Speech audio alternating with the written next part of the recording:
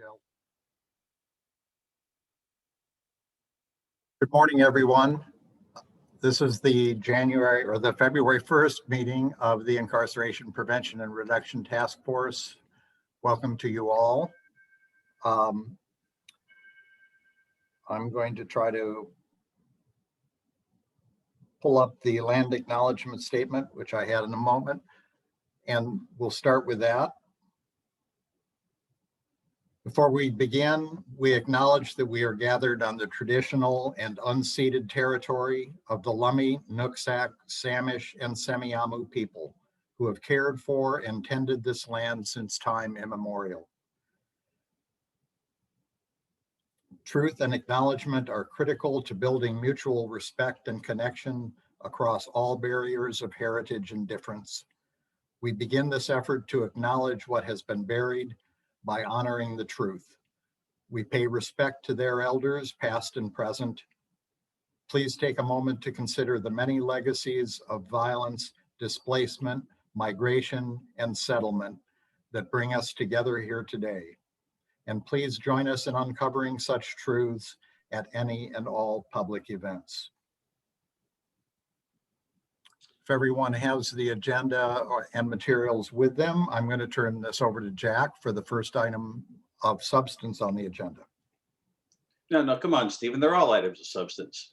All right. Thanks, everyone. It's good to see you. Welcome to cold, wet February, Whatcom County. So the first two items, Ann, are going to be you, and I will turn this really over to Ann. So we have first the behavioral health crisis response expansion. And following that, we're going to have some information for the whole task force about the exciting news about the Crisis Stabilization Center. And then we'll proceed with the agenda from there. So Ann, over to you. Good morning, everyone. I'm hoping you can hear me. Great. So, as you know, there has been efforts underway to improve, expand the behavioral health services when people are in crisis from a behavioral health concern. And the hope is that this can reduce law enforcement responses when appropriate and safe to do so, and to also help connect all of the different systems we currently have in place. So there has been a work group dedicated to this effort, and we also put together a timeline of action steps so that we would keep ourselves on track and focused. And Jill, is it possible for you to share that? And feel free to expand this, enlarge it on your screen, but you can see that by the end of May, we think we're going to have a program recommended and hopefully begin the process of recruiting providers to offer those services. What we are finding, of course, is that we need to first of all research what is happening successfully in other parts of our nation. Excuse me. And also to look at our current resources to make sure that we don't duplicate efforts, but in fact, enhance them and integrate them. So some of the things that we have looked at are our mobile crisis outreach team that currently works with law enforcement. They also have their own dispatch system separate from 911, but they are actively working with law enforcement, but their response time is not immediate. Excuse me. We also have been looking at our GRACE program, and is this a model where we could add a whole nother component to it? Right now, GRACE for the most part works in prevention mode, focused on the highest utilizers of the 911 system and reducing their need for those responses. Not that GRACE members or GRACE staff don't respond to crises, but typically to crises of their members.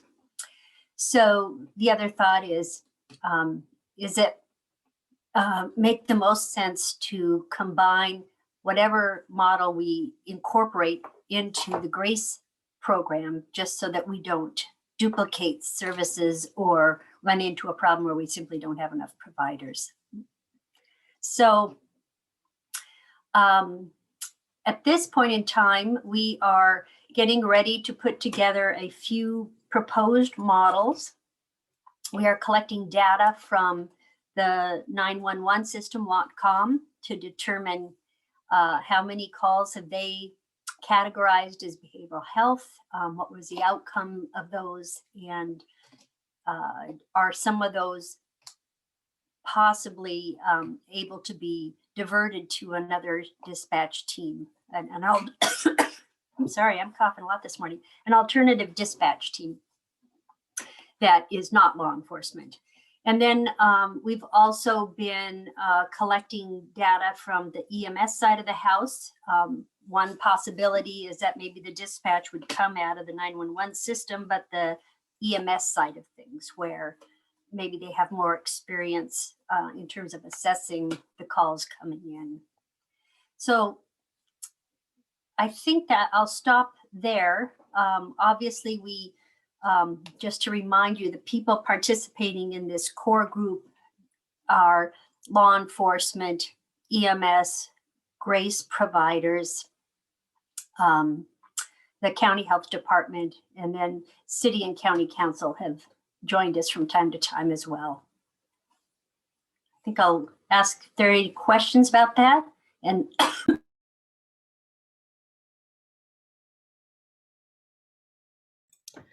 This is Heather Flaherty, community representative. Thank you, Anne, for I love this Gantt chart. I really appreciate the project management of this incredible project. I'm just wondering if there will be an opportunity for just a community member to participate in the planning of this, or if that's built in to the process. it is built in. Besides, we were going to have some stakeholder forums, first of all.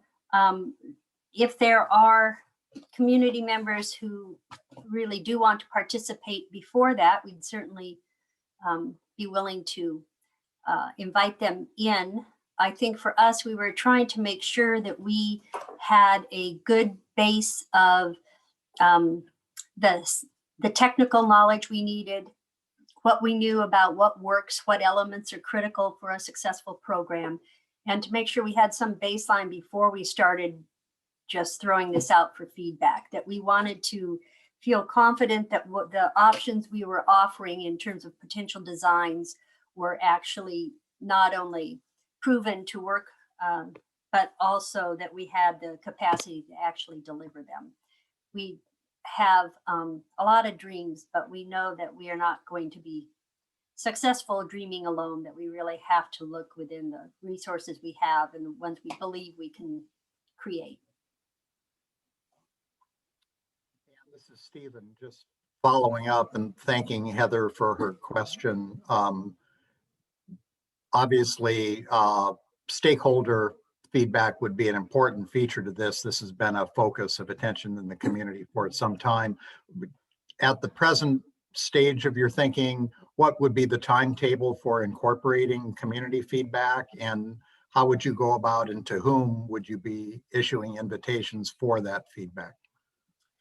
We were going to do that first part of March, and for the initial, because we really need a couple different check-ins. We had an initial one scheduled, or that we were going to schedule early in March, and then another one towards the end when we come up with our final product in response to the feedback we've gotten.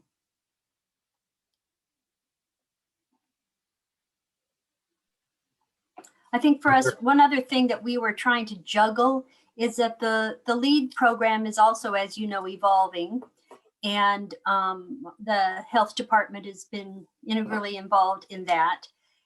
And there was a stakeholder forum scheduled for last week, which has been delayed, but we also didn't want to confuse the public by having too many forums, too many opportunities for community feedback. We thought, all right, we have to be strategic in how we do this so that we don't confuse people more. The LEAD program is a very specific program under the GRACE umbrella. This is not our effort here in the behavioral health crisis expansion is not a specific model yet. Obviously, the goal is that we have one. Great. Other questions from members?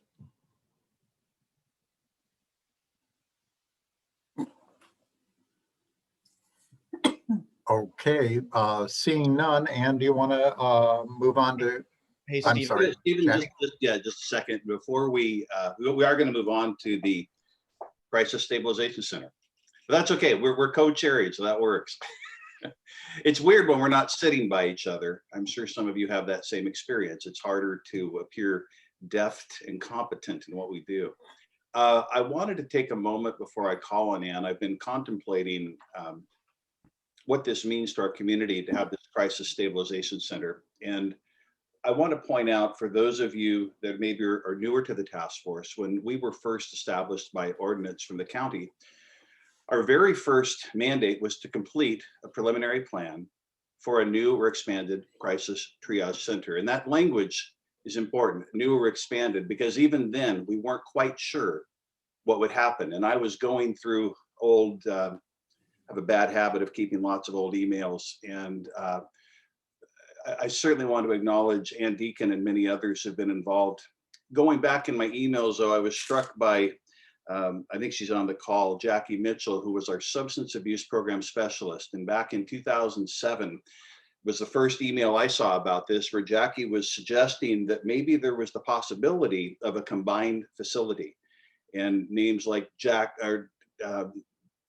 Jameson and Marilyn Bader-Ness, I'm looking at all these people, and I can't help but want to take a moment to pause as we acknowledge in a moment this successful facility that's truly state of the art, that really rests on the efforts of hundreds of people over many, many years. And, you know, Jackie was driving that thing for a long time. She works at the health department. Many of you know her. She's usually here at our meetings. And then Ann kind of took it over. And even Ann, you'll recall in our 1/10 sales tax meetings, you and I at times disagreeing on should we expand the new one? Should we spend money remodeling or should we try to save it? Because there wasn't clarity, and there weren't bad ideas. We all knew we needed something better.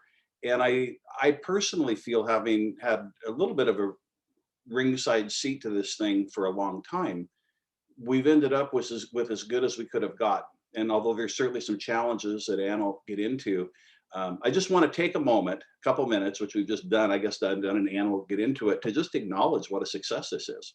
It's really a huge success that is a culmination of not quite decades, but almost 2 decades, and a wide variety of county staff, volunteers, legislative folks, Whatcom County elected officials, and on and on and on, that have allowed us to have this facility as it exists. So anyway, thanks for letting me go on a little bit of a walk down memory lane, or a desire to call out what a huge milestone this is.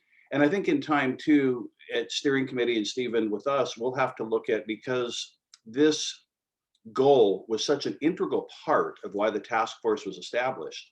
I think it also then begs the question a little bit of, as we're all doing in our subcommittees, what are our priorities now? Because a very large goal has been achieved, which typically would leave space for other ways to divert people appropriately from jail and reduce incarceration.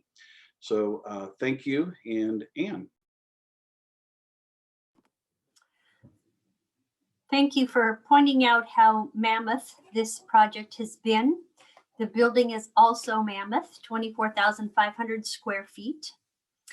And I think I will start with a video. I hope you can hear some of the discussion, but the Bellingham Herald came out a couple weeks ago when we were touring the county executive and our new state representative, Alicia Rule. So we'll first watch this, and this is, of course, the front entrance of 2026 Division Street, the new Crisis Stabilization Center.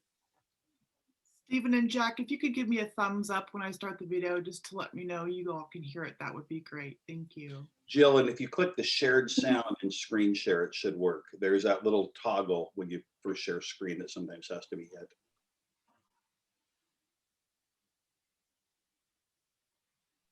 And please pause for the commercial.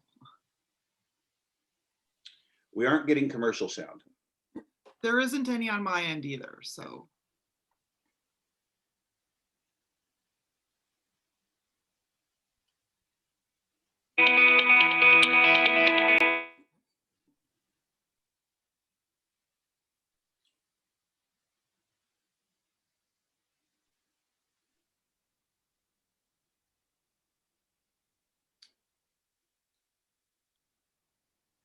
Jill, We lost sound.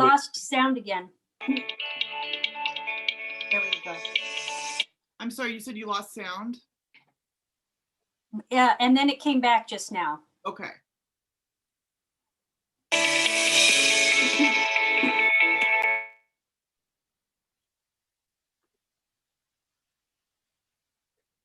It's off again, Jill. I think Jill may need to stay unmuted while it's I playing. think so. Sorry about that. Let's try it. Top priorities for Okay. behavioral health services to our community. And to have it finally done, up and running, is incredibly satisfying. There are 32 people we can serve at any given time. We've never had that ability before. We're trying to make this a comfortable, welcoming place for all of them. A place where they can actually get stable from their behavioral health distress or crisis, get connected to services, work with really wonderful people. So for us, it's a win, and we are just thrilled to be involved in this.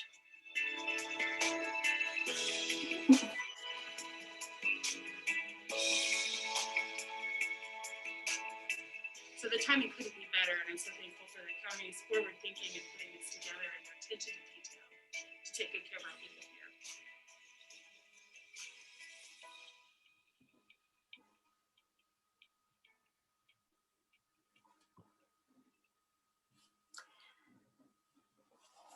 So there is a link hopefully sent out to folks where you can view it at your leisure and probably hear all of it. The county also made a video, and hopefully will be on our website soon. And then a professional photographer came out a week ago. We had to wait for some sunny weather.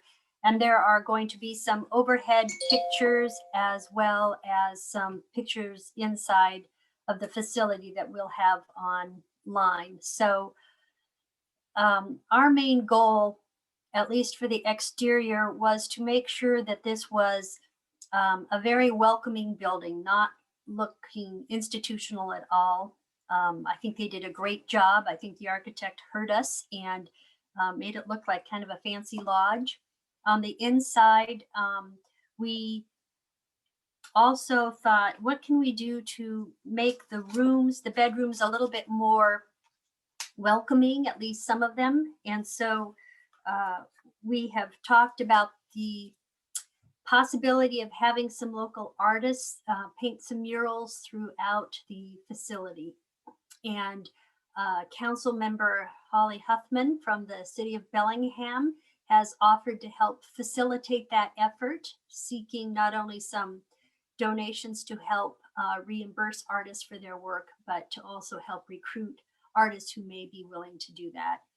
Obviously, for people in distress, the type of mural is going to be really important. Don't want to increase their stress by making them too busy, but we want them to be soothing and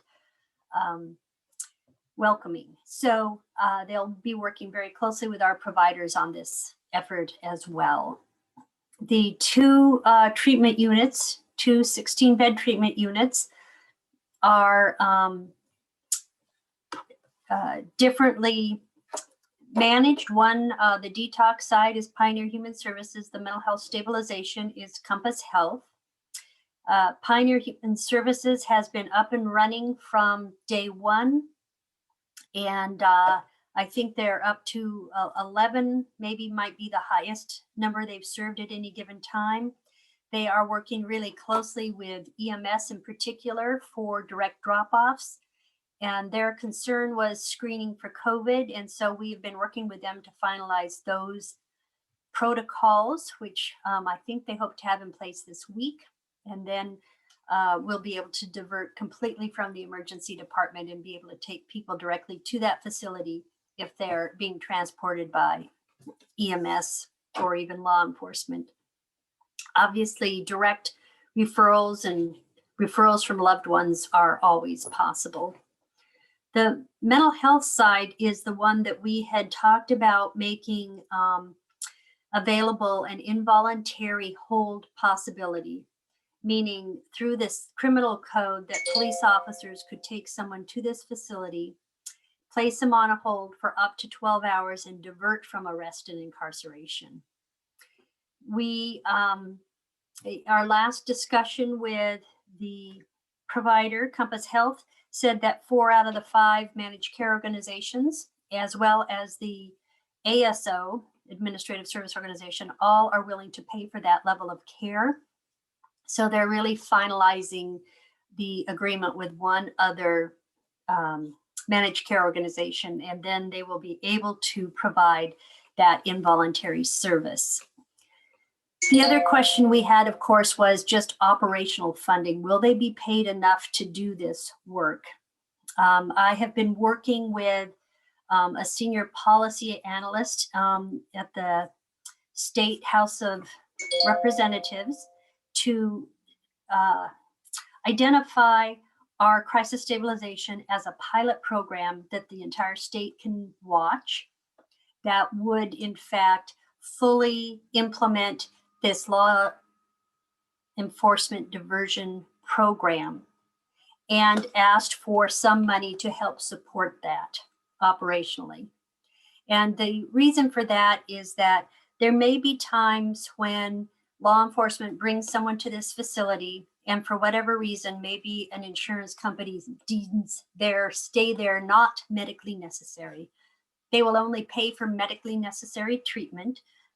Obviously, there's some subjective quality to that, but nonetheless, we didn't want to put Compass Health in a position where they wouldn't be paid for everybody who came to that facility for treatment.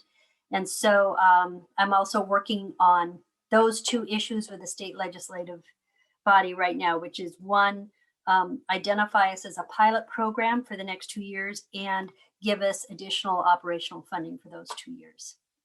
We were very fortunate to get operational funding for the last 2 years, and looking to have the same success this time around. Questions?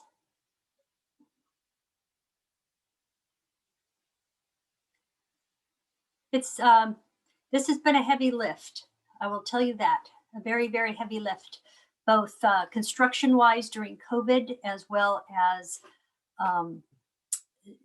the licensing for the types of facilities, getting the direct drop-offs, being able to divert not only from arrest, jail, but also from the hospital. And it's just exciting to see it moving in that direction. So far, it looks like we're going to achieve everything we've set out to do, but it just didn't happen overnight. And hasn't happened yet, but we're almost there. Heather. Sorry if you said this, Anne. Are patients being seen right now there? Yes. And so here's the confusing thing. So Detox began using it at the very beginning of the month in January. Compass Health had a problem with their licensure, switching from the old place to the new place. And so last I heard, they weren't there yet, fully operational, that they were still operating out of the old facility. But I understand that that's fairly immediate to be transferred. Moonwater. Thanks so much, Anne. I'm wondering, over time, is something that that you could report on to help us understand who's using it and whether or not, sort of how many beds are being filled by folks outside Whatcom County because it's regional, and how many folks are within Whatcom County? I know that's been sort of a thread of interest for some time as this has come to fruition. Great question. So the county owns the building and we're leasing it to these two providers. And we actually added to the lease an attached memorandum of understanding that basically requires them to report a lot of that data to us. I think it was unusual for them. I think they're used to just a regular old lease and leave us alone. But obviously for us, we owe too much to the community to have that happen. So we will be collecting that data and we will have a regular report to the community.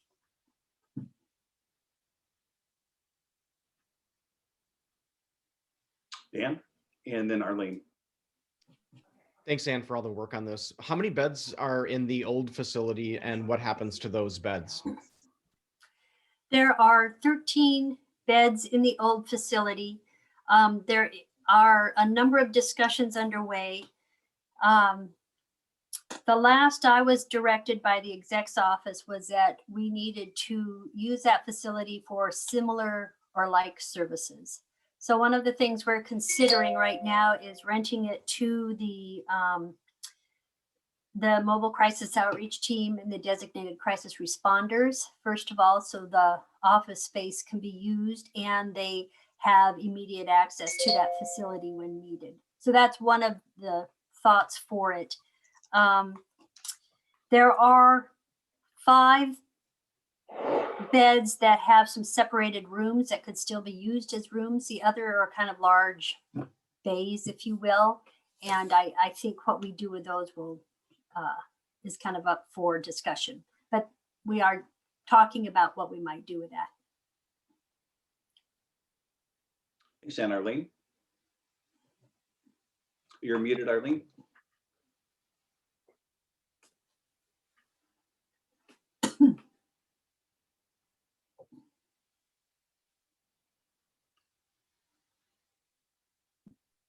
There you go. Okay, yeah, got it.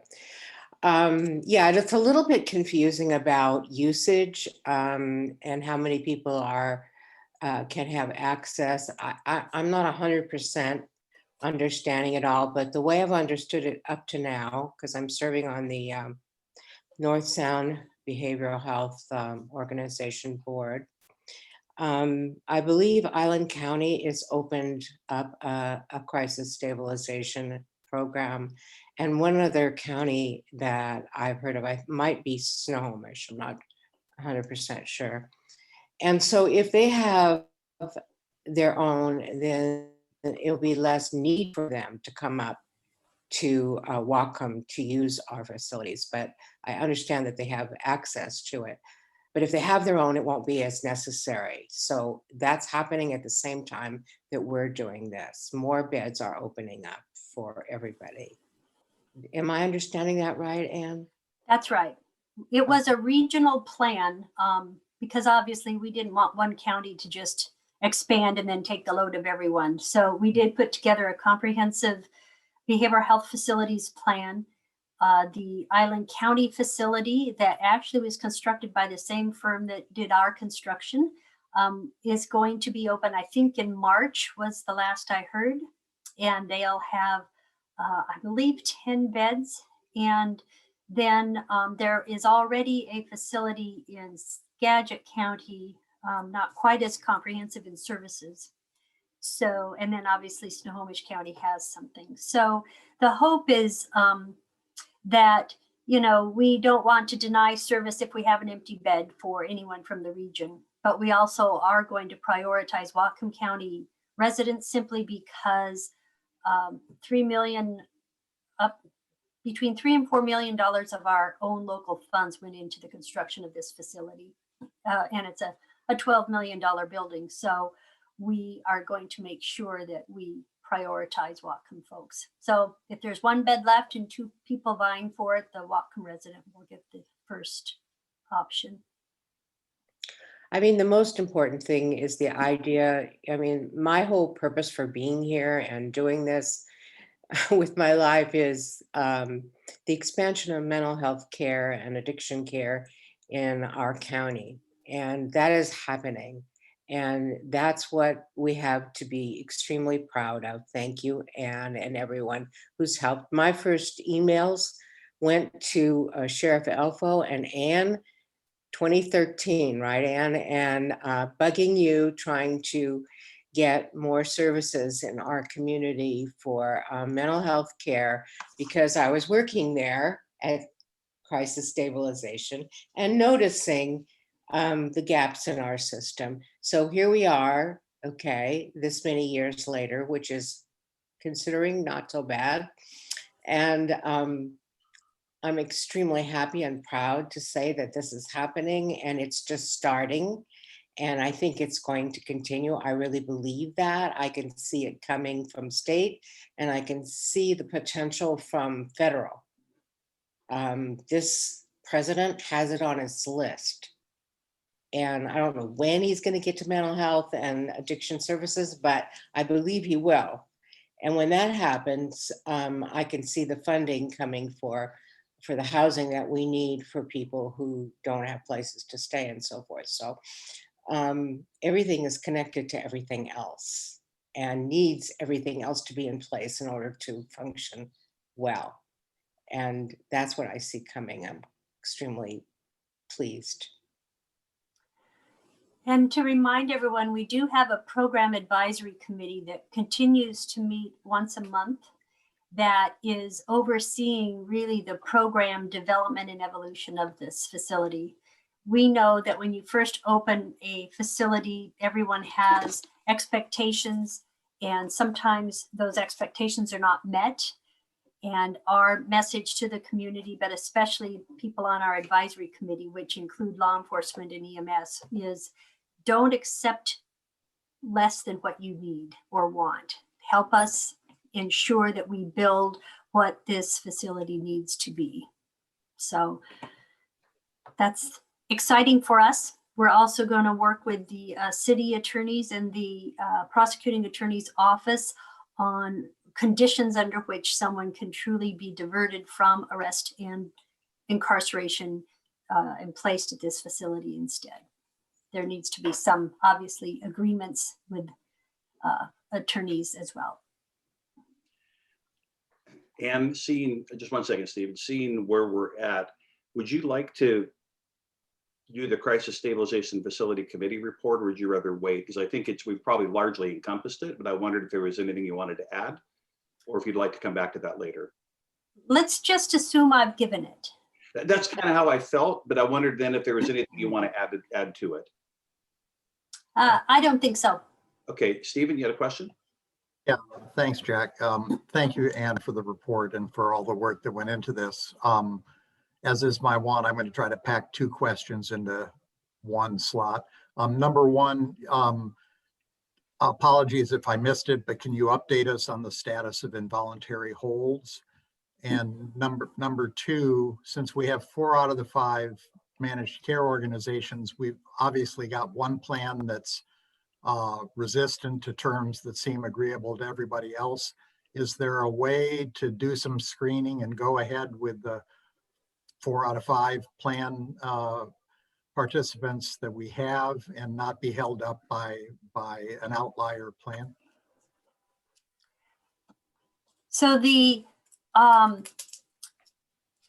5th MCO's participation and agreement to pay for the staffing required for an involuntary facility is indeed holding things up, in part because they have a lot of covered lives in the community.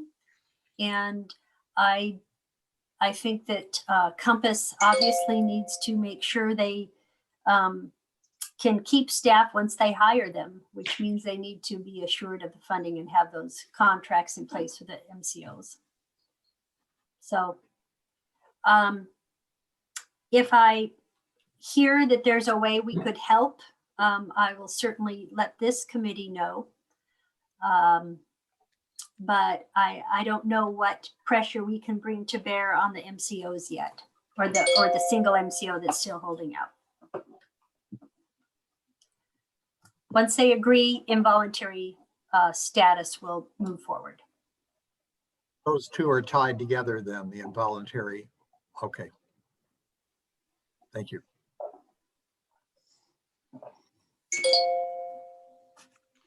I had a quick comment I've served on the Crisis Stabilization Subcommittee the entire time I've been on the task force, and previous to that, the things that preceded it. And a couple of comments about this. First, it's a wonderful example of bipartisan support across. I mean, I remember talking to Representative Shoemake, Luann Van Werven. I won't get into all the politics. All of us pretty much know where people's ideologies are, but there's been broad support for this. I find that encouraging in the climate we live in, and it's a useful thing. Second, I did an interview with a reporter recently, and many of you may be asked questions. I think it's very important on the involuntary to stress this is primarily not an involuntary facility. It's expected. Many of you will remember we had a large discussion here whether it should be or not. It seemed to make some sense to build in that potential, but am I correct, Ann? It's still limited to 12 hours under a variety of criteria that has to be met. So it would be pretty limited, if at all. And the reason that's important is we want people to go there not thinking they're going to be held against their will. And that's the reason for that. Amongst others, probably other good reasons too, but in the community, we want that to be clear. I think there's a reality, I've spoken with this with some of the EMT and law enforcement, that there should be an expectation if you're taken there for diversion and you choose to leave against medical advice, that law enforcement will be notified. And there's a pretty good chance when you leave, you'll have another alternative you might not like. But that's not being held against your will. That's, to me, a natural consequence. And I think that's another feature here. Finally, on the data. We had a great conversation about data at our last meeting and what might be nice to know. I'd like to know how many people got diverted from jail. In other words, how many were self-referred versus how many were law enforcement. But right now, we don't have enough data to infer or draw any reasonable conclusions. We haven't been open long enough. We're still in the process of collecting it. So I think the most useful thing I see is to let the committee know, or Ann know, what data people think would be useful. And if that can be easily obtained or worked toward as a goal, that makes sense. But I think, you know, like with most data, you need a large set to have information that is reliable and makes sense. And given we've been open a month and we're dealing with COVID and lots of other things that are affecting the full use of the facility, I believe that will come in time. And yeah, so those, and if you have thoughts of how things could be improved or questions, feel free to come to the Crisis Stabilization Subcommittee, because I'm sure we will be asking some of these questions. And one of the best things I think we can do as a task force is to make sure that that diversion from law enforcement and the hospital happen, and that it not just be a self-referral place, because one of our goals is to reduce the impact on the county and the medical system through the use of this facility. And I think that hopefully works for both saving money, humanitarian reasons, and all of the above. So those are some of my observations and thoughts of where we are. And I hope soon we will be able to provide a resource, or maybe one now, because I've already been asked by a couple of groups I've spoken to, how do I access the facility? And I did see in the Northern Light article they had a phone number, and I know more information about that will be forthcoming. But it is, like Ann said, huge heavy lifting, and there's a lot of pieces before everything we might like will be fully in place. Thank you, Jack. I do think it's really important for our public to understand that when people self-refer, feel a need to have extra support for their current distress or crisis, that just because they come to the facility, if they come into the facility on a self-referral, we're not, once somebody is there, we don't then involuntarily commit them. The only time that would ever occur is upon admission by a law enforcement officer. But other than that, it'll never happen. It's primarily a voluntary facility. And even for those folks brought by law enforcement who don't want to be there and are actually held under that RCW that allows for it, staff are going to work with them to help them understand what are their next steps, what are their alternatives after the 12 hours, or whenever it's deemed helpful for them to leave. They can still also stay voluntarily until their crisis has subsided or at least leveled out. So I just want people to understand this is primarily a voluntary facility. There may be times when diversion from arrest and incarceration will occur, but for the most part, it will be voluntary. Yeah, thank you. This is going to keep coming up, I think, because the reporter I spoke with fully believed it was involuntary both sides, and it took a few minutes to disabuse him of that. And I think many of us will have that experience. It's important clarification. I think my question and my reference to involuntary holds, sort of triggered a little bit of this clarification, and I appreciate it. Would it be helpful if amongst ourselves and in talking to the public, I think it would actually be more accurate, and I wonder if it would be a good practice for us to try to adopt, would be not to refer to involuntary holds, but to refer to law enforcement holds, which is really what the RCW provides for. Would that be a better way for us to talk about the program? Well, and if it was up to me, I'd rather call it just diversion from the hospital and criminal justice system and stop talking about holds. We can take that up at crisis stabilization, I think, Stephen. It's a good idea. I mean, the words we use give a connotation to what we're doing. So, all right. Any other questions on the crisis stabilization facility for Ann? All right. And I've noticed we've got Councilman Byrd and Executive Sadhu have also joined us on the panel. So welcome. And Stephen, over to you. Okay, we're going to move into the section of the agenda that deals with committee reports. And Lieutenant Erickson, Caleb, you would be first with reporting on the Index Committee. Thank you. I am Caleb Erickson with the Sheriff's Office, and the Index Committee had a really good presentation on Julata. Julata is a case management system, but essentially it is a large repository for information.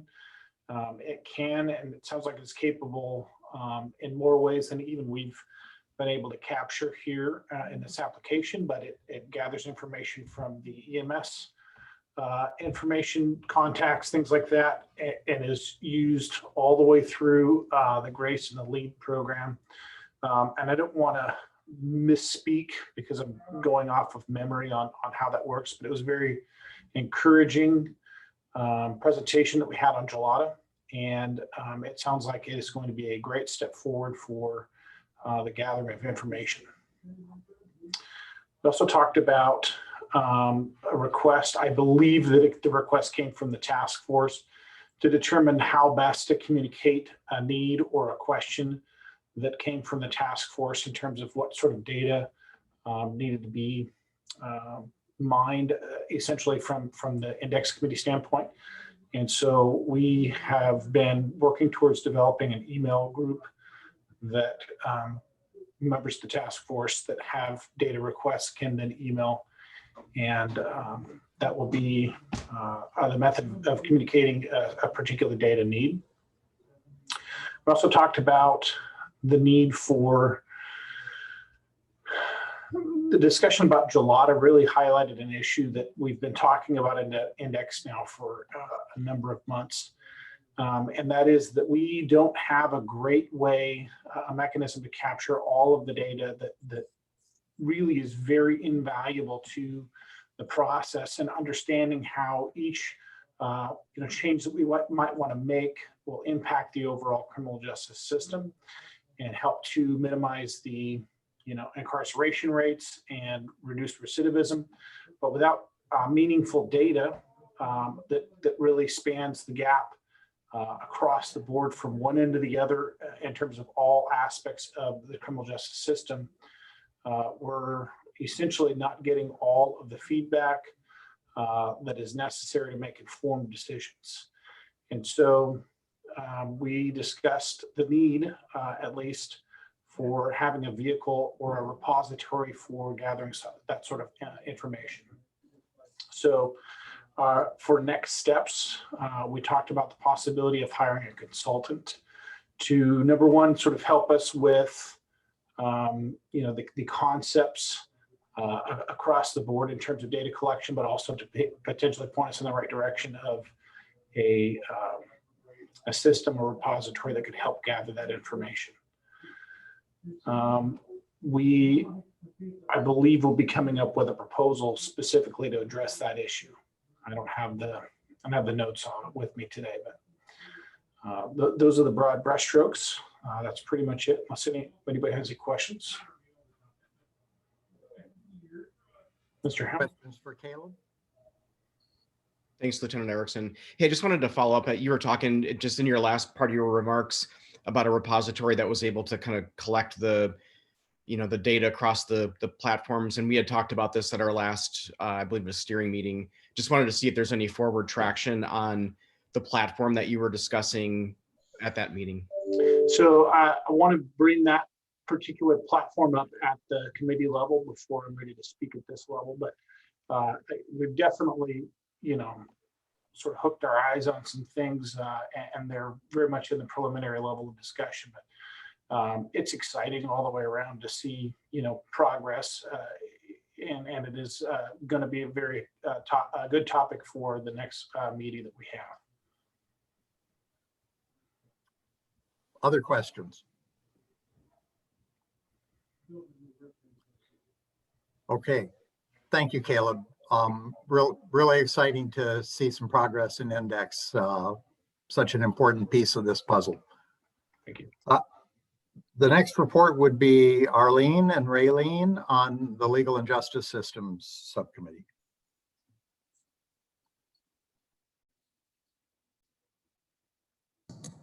Sorry, I had to unmute.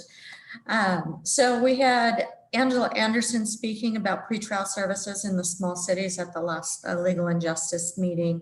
The use of friendship diversion services, and district court has their own pilot program, and the need to expand alcohol monitoring bracelets to keep people out of jail when allowed was definitely a topic of that. Stephen Gockley did an update on the pretrial processes group. Judge Garrett has retired, but she will stay on with the pretrial processes group as a volunteer. And we're welcoming Judge Dave Freeman to replace Judge Garrett. The pretrial processes group is kind of in a standstill due to COVID. There's also concerns about funding, and there was concerns about the risk assessment tool, if there's a bias, racial or ethnic, in that portion of it. So there is definitely some concerns on the pretrial risk assessment, and it seems like we've taken a step back due to COVID. So I think it's important that we continue to pursue the pretrial services group with Superior Court at this time. So that's something we definitely want to keep an eye on. I'm trying to think of anything else. Am I missing, Arlene? Well, we did get that report from, it was Chris. I'm trying to think of his last name.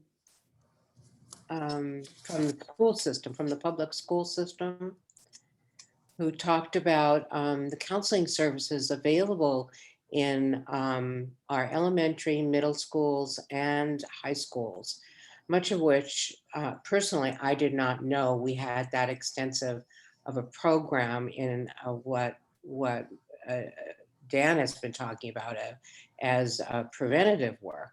This is extremely important that is going on, and it sounds like it's relatively recent in the last few years. Development of counselors at all the schools.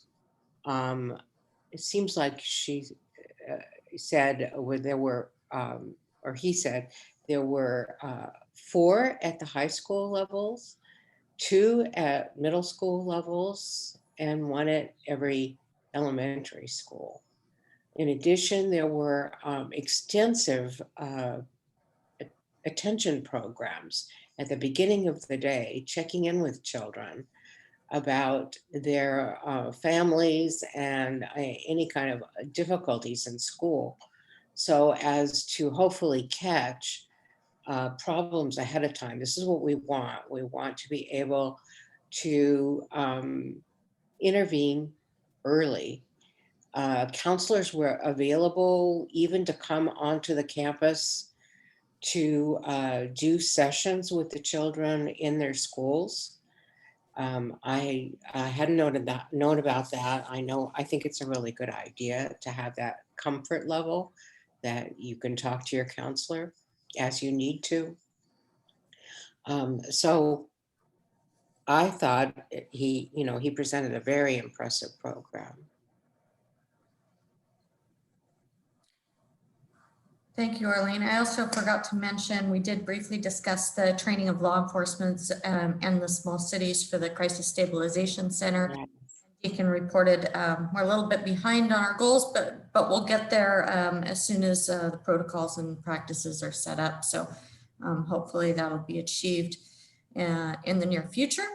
And something I want to mention, I want to thank everybody for the Crisis Stabilization Center. I think that's awesome. And Deacon did briefly mention that, using it as triage might help us with some of the individuals that have competency issues.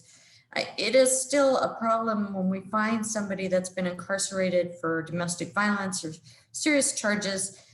They've been found incompetent and they're still sitting in the jail because there's not facilities for restoration practices. One of the small cities has an individual that's been in the jail for 60 days now, was deemed incompetent, and is still waiting to be transported to Western State or a restoration facility that will work.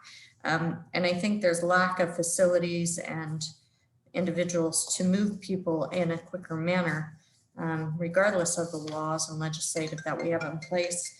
So I think that might be something we want to look at in the future is working towards trying to make sure that restoration facilities are open. Our next Law and Justice meeting, we will actually have Friendship Diversion Services speaking on the devices that are being used in some of the small cities, including Bellingham, how they work. And Bruce will be discussing the pilot program statistics. Darlene will be discussing the statistics for Bellingham. I'll be reporting on the small cities. And Bruce will also be reporting on the domestic violence perpetrator program and funding for that. I believe that's it. Thank you both. Any questions for either Raylene or Arlene on legal and justice systems?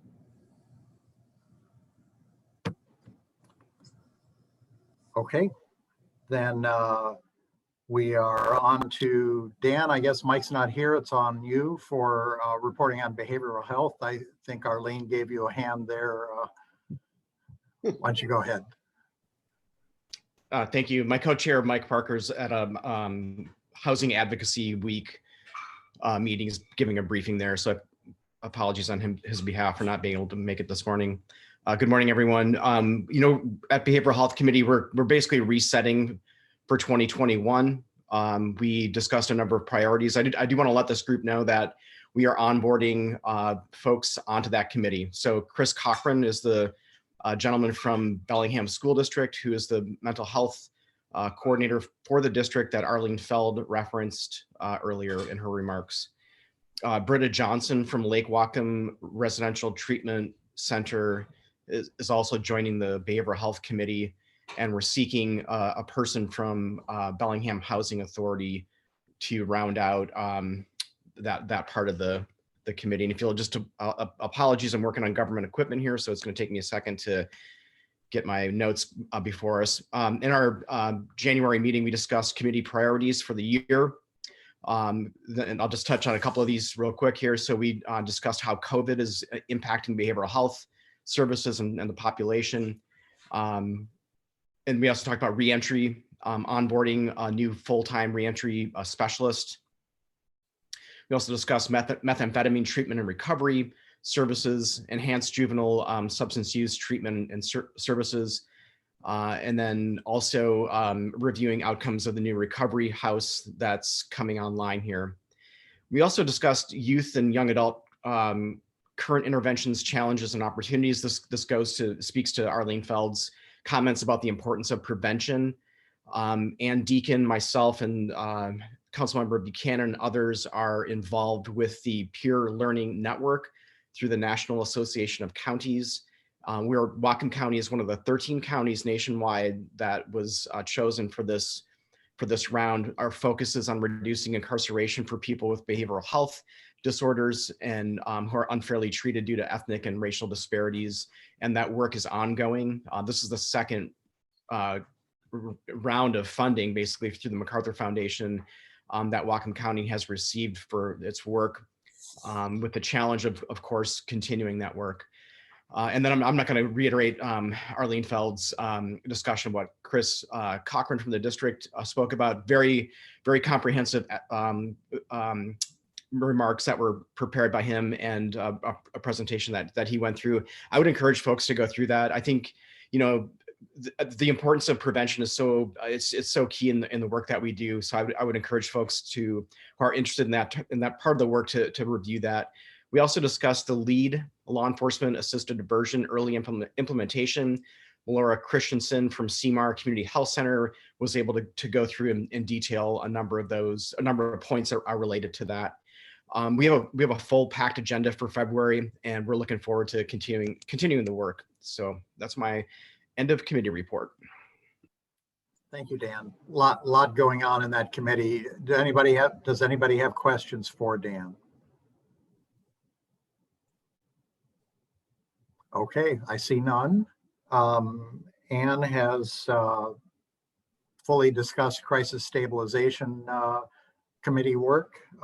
So I guess I see Councilmember Buchanan on. Barry, can you report on the steering committee, please? Yeah, good morning. I apologize. I cannot seem to get my video to work. Is my audio working? Yes, it is. Okay, thank you. Most of what the steering committee discussed on January 21st has been discussed today. But one thing that we did not get to was we had an agenda item of talking about the implementation of the Government Alliance on Race and Equity, the GARE toolkit.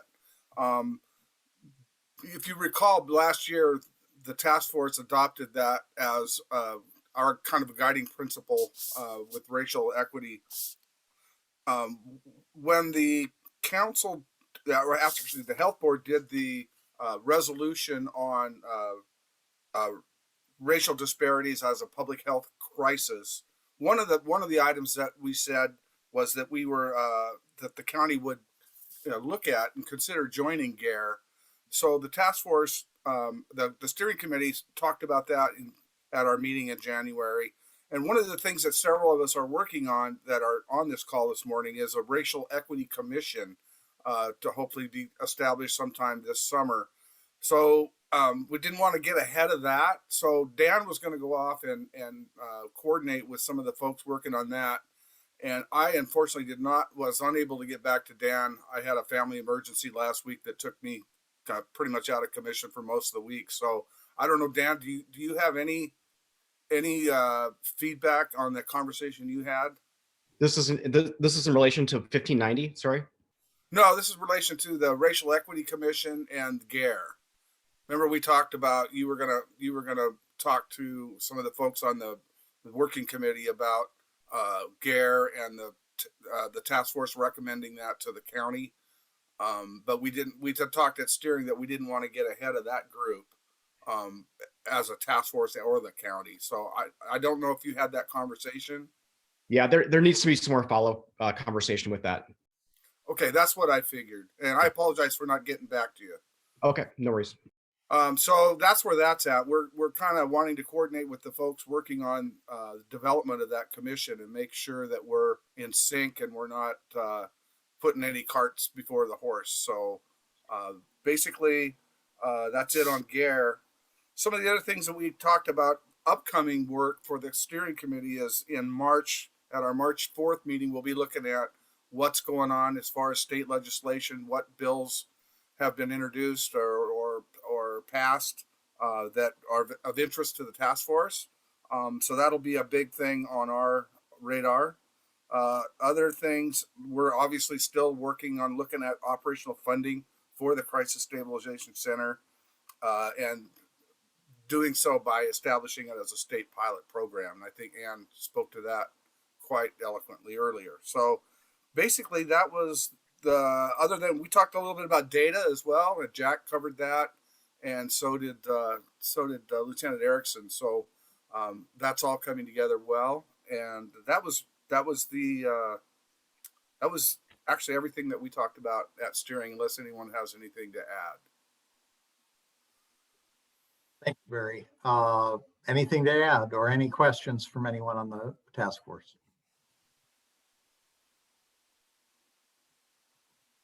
I see none.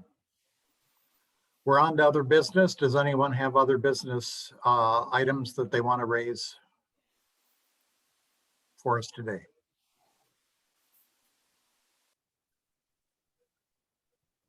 Very well. Jack, you want to take us out on public comment? Public comment. We've got, you know, Jill does that announcement so well. I see we have 5 attendees. Jill, would you mind giving the explanation and instructions of how to do public comment, please? Yes, thank you. We have 5 attendees joining us today. If any of you would like to speak to the task force, please virtually raise your hand now.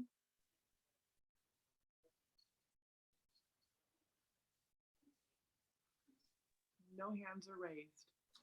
Okay. Well, you know, Stephen and I anticipated this meeting would end early, but I was afraid to say that at the beginning because I thought I'd jinx it.